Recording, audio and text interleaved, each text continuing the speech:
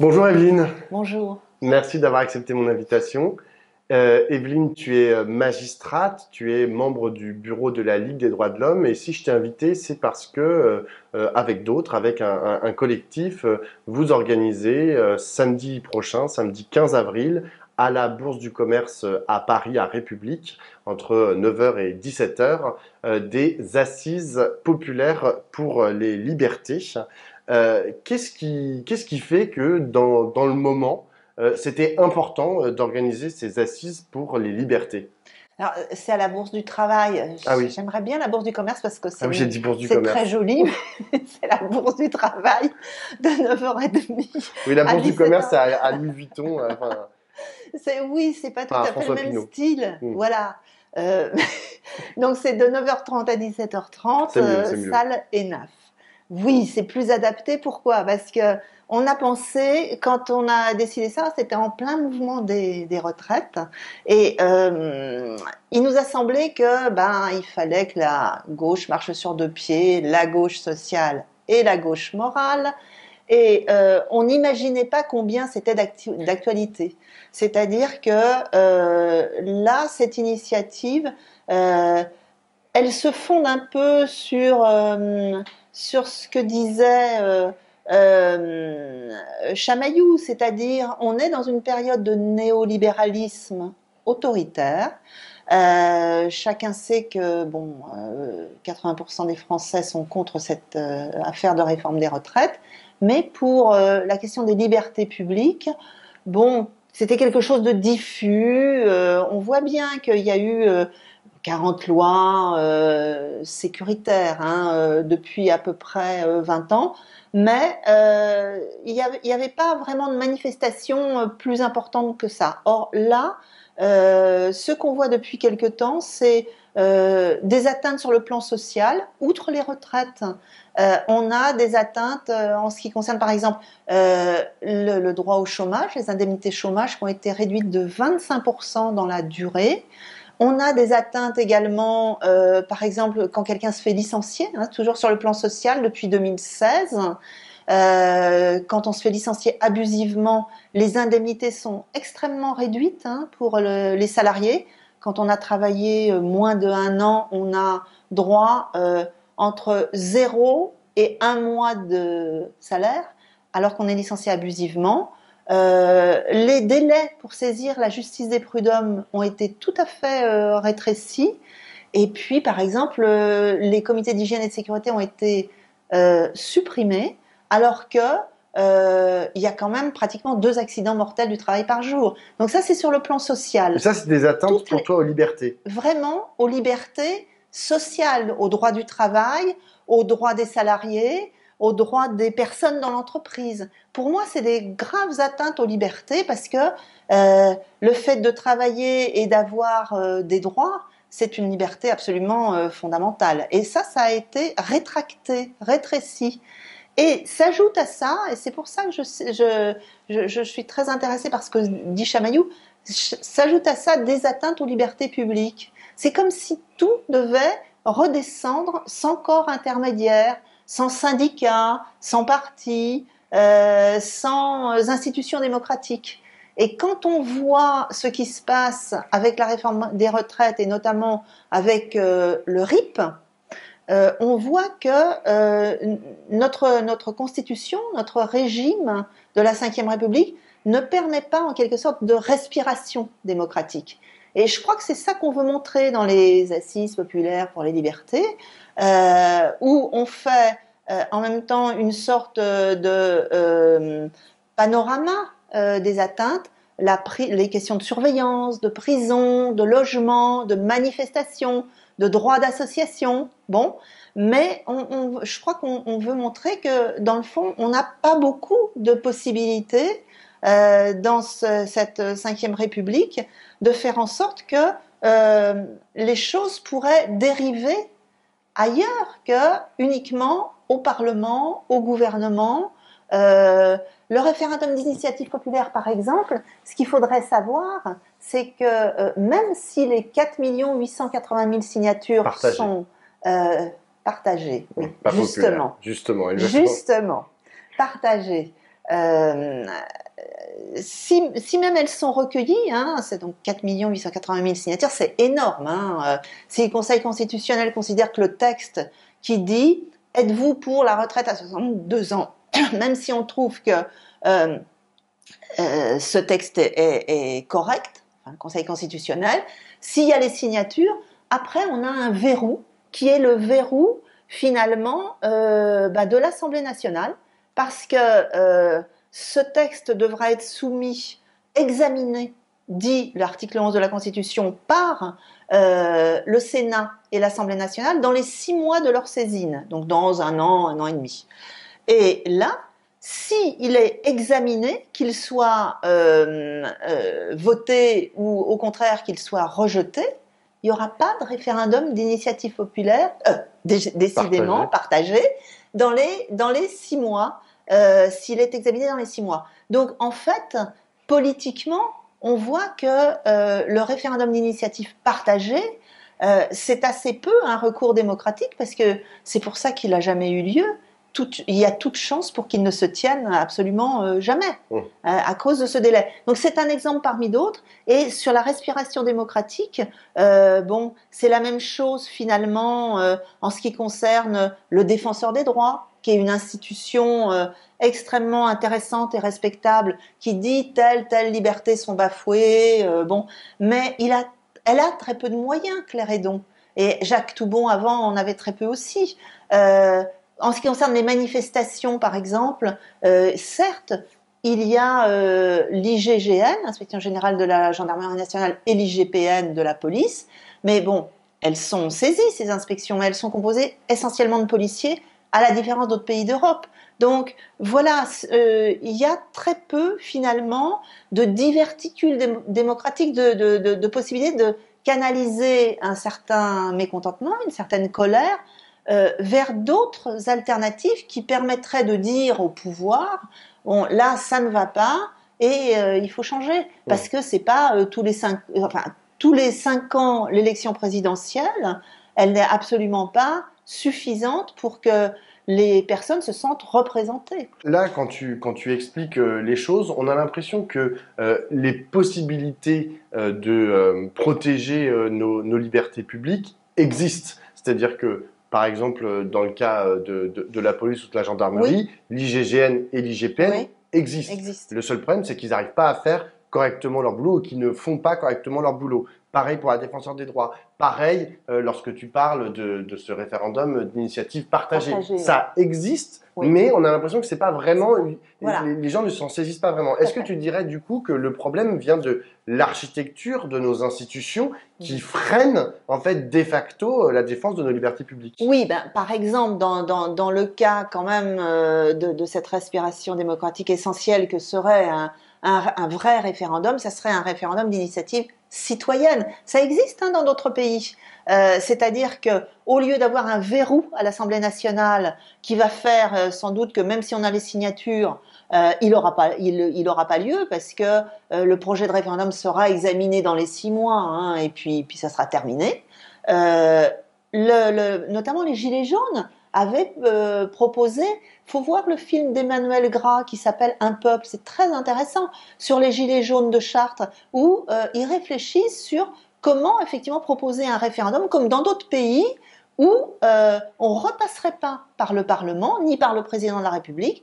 On propose un texte, il y a des millions de signatures, ça c'est à déterminer, le quota par rapport aux électeurs. Et comme en Uruguay, comme en Suisse, comme en Allemagne, comme en Pologne, en Hongrie, ce référendum, une fois que le texte est voté, il fait loi référendaire. Et ça serait extrêmement intéressant. Alors, par ailleurs, par rapport à ce que tu dis, la défenseur des droits, l'IGGN, l'IGPN, par exemple, le problème, effectivement, c'est l'effectivité des droits. C'est ça le problème. C'est que la défenseur des droits, par exemple, en France, elle a 400 moins de budget que la défenseur des droits irlandaise. Il y a des ombudsman dans les pays scandinaves. Il y a des commissaires aux droits de l'homme dans les pays, les anciens pays de l'Est, etc. Mais ils ont beaucoup plus de moyens beaucoup plus de personnel et surtout beaucoup plus d'efficacité, parce que notre défenseur des droits, elle fait tout ce qu'elle peut, mais en fait c'est des recommandations, c'est déclaratif. Elle fait un rapport annuel en disant ça ne va pas. C'est la même chose pour le contrôleur général des lieux de privation de liberté, Dominique Simoneau. Elle fait des recommandations, mais c'est tout. Dans le petit texte de présentation des assises populaires pour les libertés, vous mettez l'accent sur l'accumulation de lois liberticides ces dernières années. En ce moment, on voit une offensive toute particulière contre, à la fois sur les questions de maintien de l'ordre et à la fois, slash répression, à la fois sur les questions de liberté d'association. Et on pense notamment aux envies, aux velléités de dissolution d'associations diverses et variées de la part du ministre de l'Intérieur, Gérald Darmanin. Comment est-ce que toi, tu vois ça?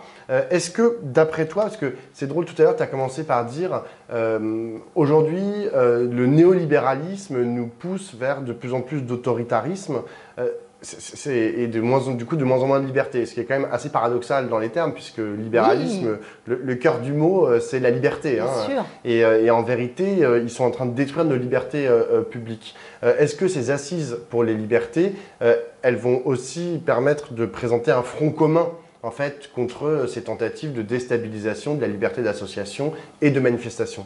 Alors d'abord les assises là pour les libertés qui ont lieu donc samedi à la Bourse du Travail. Il y aura à la fois des organisations et des personnalités. Il y aura par exemple la CIMAD, le GISTI, la Ligue des droits de l'homme, le syndicat de la magistrature, les syndicats solidaires, la CGT, etc.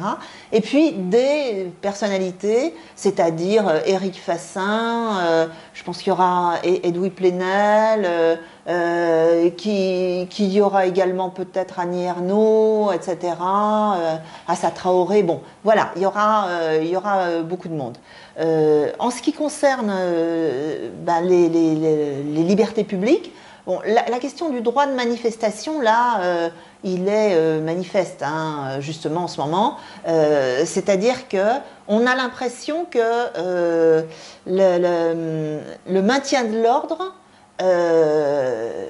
bien que le premier schéma du maintien de l'ordre ait été rejeté, annulé par le Conseil d'État en 2021, l'utilisation actuelle du deuxième schéma du maintien de l'ordre, on revient à la question des NAS, la question c'est-à-dire le fait d'encercler des personnes sans leur laisser d'échappatoire, alors qu'il a bien été consigné dans ce deuxième schéma qu'il fallait leur laisser un échappatoire, c'est ce que dit la Cour européenne des droits de l'homme.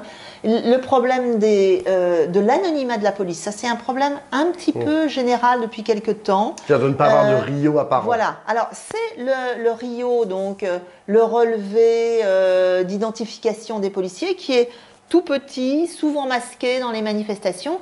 Et ce qu'on demande, c'est que ce soit, certes, un numéro. On comprend que dans des manifestations, les policiers, ils n'ont pas envie d'avoir leur nom. Mais un numéro très apparent pour, effectivement, quand on est victime, et quand on se dit victime de violences policières, on puisse désigner son agresseur. Parce que là, en fait, on ne peut rien faire. Même filmé par une vidéo, on montre ça à la justice. Mais oui, mais s'il n'y a pas le numéro, ils ont des cagoules, et on ne peut pas voir qui est le policier, des casques, des cagoules, etc. Donc ça, on le demande vraiment. Et puis d'autres, bon, les grenades de désencerclement, les LBD, que ce ne soit plus utilisé, puisque ce sont des armes de guerre. Bon, bref, un certain nombre de dispositifs comme ça qui ne devraient pas être utilisés pendant les manifestations. Mais également, le problème un petit peu général du droit de manifester en France. On voit que les manifestations, elles sont systématiquement maintenant interdites par le préfet de police de Paris depuis quelque temps, depuis que les manifestations retraites, elles ont dégénéré à la fin, le soir, finalement après l'article 49.3, c'est ça qui a mis le feu aux poudres. Et on a obtenu justement des victoires, puisque le préfet de police de Paris en fait publiait ses arrêtés d'interdiction des manifestations très tard dans la journée, la manif était interdite, on ne pouvait pas faire de recours. Donc là, on a obtenu le 4 avril qu'il soit dit à la préfecture de police de Paris que les arrêtés devaient être publiés le matin, le jour même, pour qu'on puisse faire un recours. Et certains arrêtés ont été d'ailleurs annulés en référé parce que la manifestation, il n'y avait pas de risque de désordre, de dégâts, etc. Donc ça, c'est le problème général des manifestations. On a vraiment un problème en France, à la différence d'autres pays comme l'Angleterre, l'Allemagne, où le but, c'est la désescalade de la violence. Et d'ailleurs, il y a beaucoup moins de problèmes parce que on tient les manifestants à distance. Et il y a une pratique de la part de la police avec une grande spécialisation qui fait que il n'y a pas d'affrontement, il n'y a pas de logique confrontationnelle comme en France. On avait espéré que ça avait disparu depuis le remplacement du préfet allemand, mais on voit que ces derniers temps, malheureusement, ça a recommencé, et surtout à Sainte-Soline avec les gendarmes. Et alors sur le droit d'association, toute la question, effectivement, c'est une loi qui s'appelle la loi, enfin on l'appelle la loi séparatisme. En fait, c'est la loi équilibre des institutions de juin 2021. Et cette loi, elle pose problème parce que en France, traditionnellement, le droit d'association est totalement libre. C'est-à-dire, tu constitues une association, tu as une activité, bon, il faut évidemment qu'elle soit déclarée à la préfecture, tu as une activité. Et si elle ne plaît pas au pouvoir public, à ce moment-là, il y a des voies de droit. On peut saisir la justice pour éventuellement interdire, dissoudre cette association si elle commet des actes illégaux. Bon, c'était ça l'idée. C'était un contrôle a posteriori. C'est pas du tout ce que dit cette loi équilibre des institutions. Elle dit au contraire qu'il va falloir que les associations signent un contrat d'engagement républicain. Alors il y a 7 principes que les associations doivent respecter, et si elles signent ce contrat d'engagement républicain, elles auront des subventions. Si elles ne le signent pas, elles n'en auront pas. Donc c'est une sorte de contrôle a priori.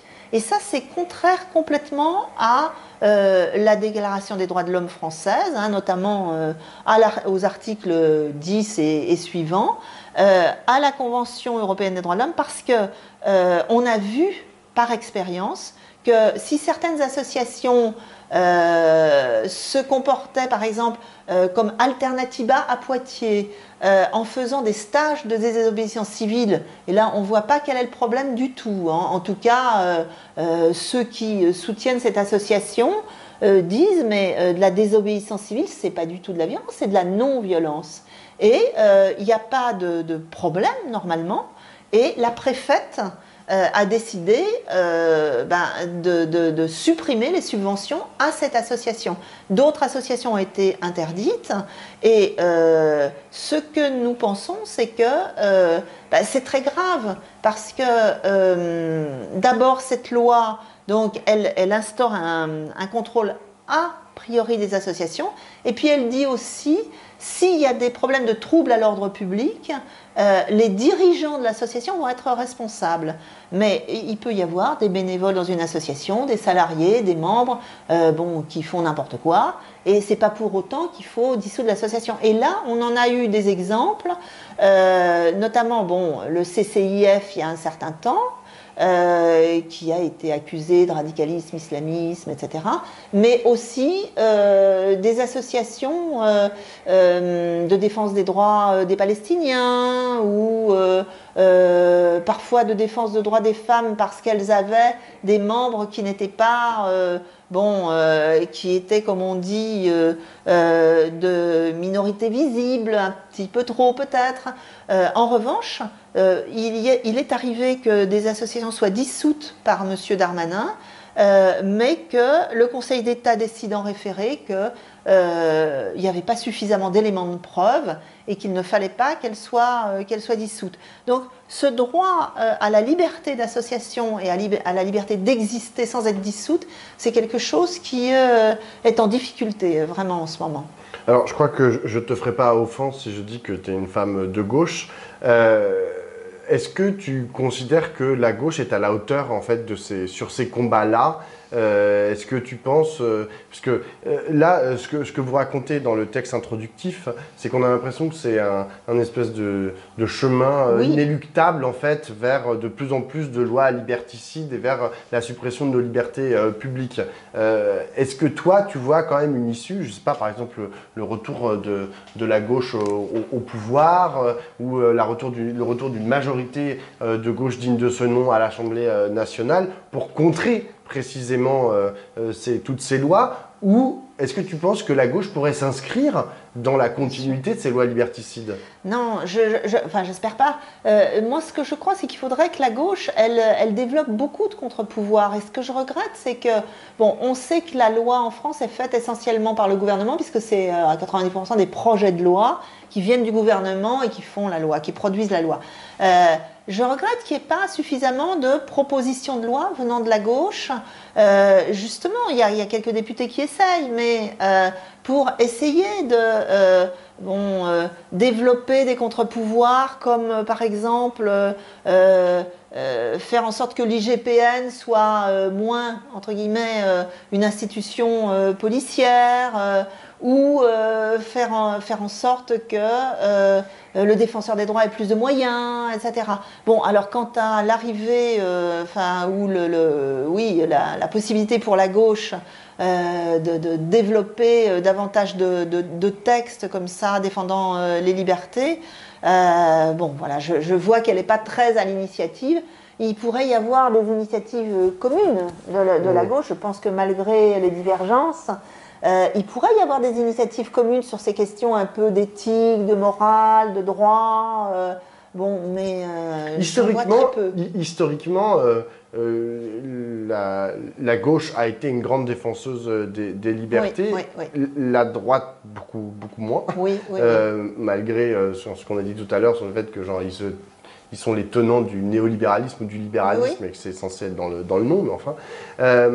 Est-ce qu'il y a un sursaut aussi peut-être à attendre de la droite sur ce sujet? Je ne sais pas, par exemple, toi, tu es membre de la LDH. Oui. Est-ce que vous avez des liens avec, genre, je sais pas, des membres de la majorité qui disent, bon, bah là, par exemple, ce qu'a dit Gérald Darmanin, qui a menacé Oui. de vous couper les vivres, de couper des Oui, oui. financements, est-ce que j'ai entendu Clément Beaune, par exemple, Oui. ministre des Transports, qui a dit bon bah non, c'était une opinion personnelle de la part de Tout à fait, Gérald oui. Darmanin, ce n'est pas du tout représentatif de ce que pense le parti présidentiel sur le sujet. Donc on se dit bon, il y a quand même peut-être à cet endroit-là un endroit où discuter, puisque Oui. on parle quand même de liberté publique. C'est-à-dire que c'est des choses qui pourraient aussi intéresser la droite Bien et sûr. sur lesquelles la droite pourrait se positionner positivement. Oui, oui. Je pense que sur ces questions, par exemple, de droit d'association, oui, ça serait tout à fait possible. Maintenant, sur les questions de la prison, par exemple, des personnes de droite peuvent se mobiliser, c'est tout à fait possible.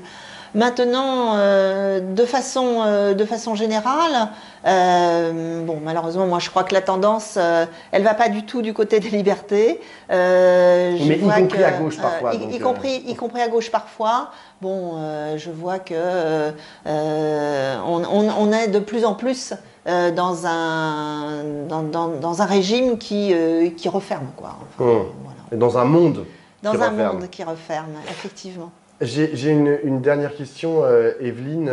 Hier, Adrien Quatennens, donc député de la France Insoumise du Nord, a été réintégré au groupe de la France Insoumise. Il en avait été exclu pendant 4 mois à la suite d'un vote des députés du groupe suite à sa condamnation à 4 mois de prison avec sursis pour violence à l'encontre de sa conjointe. Là, donc, il va être réintégré. Est-ce que, je ne sais pas, comment tu te positionnes par rapport à cette décision? Bon, évidemment, ça ne me regarde pas. Les décisions de LFI ne regardent que LFI. Moi, je me situe en tant que citoyenne. Alors, je suis très déformée. Magistrate. Voilà, je suis très déformée parce que je suis juge. Donc, bon, évidemment, je considère dans cette affaire que, bon, cette personne a été condamnée. Elle a été condamnée à 4 mois d'emprisonnement avec sursis.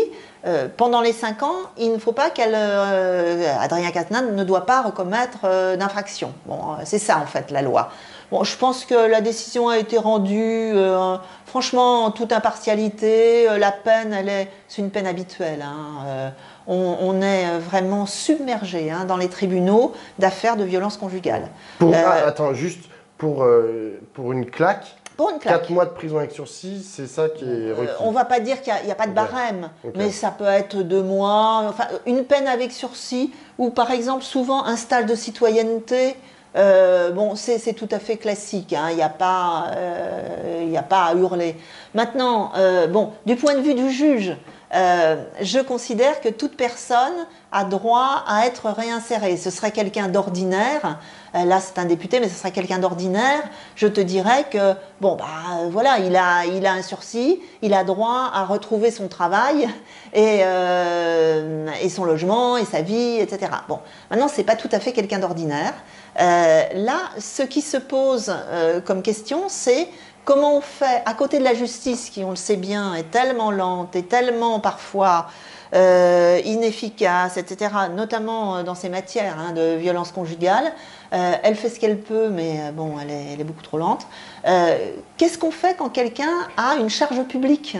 Et ça, c'est pas du tout pareil. C'est-à-dire que, d'abord, à titre personnel, il aurait été bien que quand son groupe a décidé qu'il ne devait pas prendre la parole et qu'il devait attendre un certain délai, ça aurait été bien qu'il respecte ça. Je n'ai pas très bien compris pourquoi il n'attendait pas la fin du délai pour s'exprimer à nouveau. Son groupe a décidé de le réintégrer. Bon, je n'ai absolument rien à dire là-dessus. La question qui se pose, c'est la question de comment on fait à l'intérieur des organisations, parce qu'on est au XXIe siècle et qu'on ne peut pas se contenter uniquement de la justice quand on est un homme politique. Il y a évidemment la réputation, qu'est-ce qu'on porte aussi, puisque là c'est un homme de gauche, qu'est-ce qu'on porte comme projet de société, qu'est-ce qu'on fait à l'intérieur des associations, des partis, des syndicats, pour traiter ce problème de la violence masculine sans commettre d'injustice. Et ça, c'est pas simple. Je pense que c'est légitime que certaines organisations instaurent des commissions à l'intérieur du parti, du syndicat, des commissions. Encore faut-il que ce soit contradictoire.